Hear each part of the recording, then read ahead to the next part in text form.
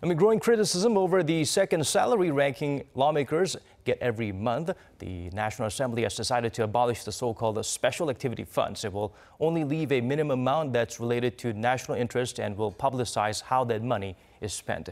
Kim Min-ji has the full story.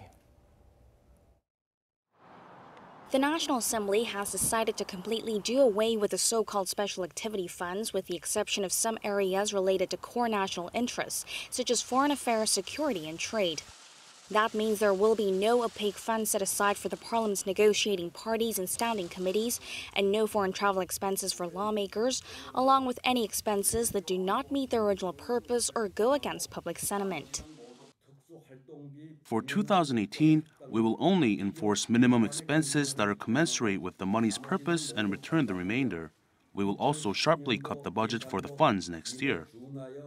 For this year, the budget set aside for special activity funds in Parliament is roughly $5.5 million. The National Assembly has decided to cut the roughly $3 million remaining for the second half by between 70% and 80%.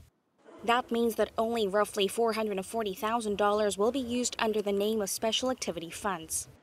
There has been mounting controversy over the special activity funds, as some ranking lawmakers get tens of thousands of dollars a month on top of their salary, but they've been under no obligation to report how the money is spent.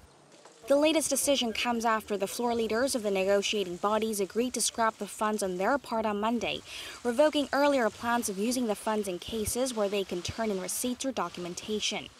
But at the same time, the removal of the special activity funds has raised concerns that the National Assembly could just end up expanding its budget for official expenses to make up for the loss.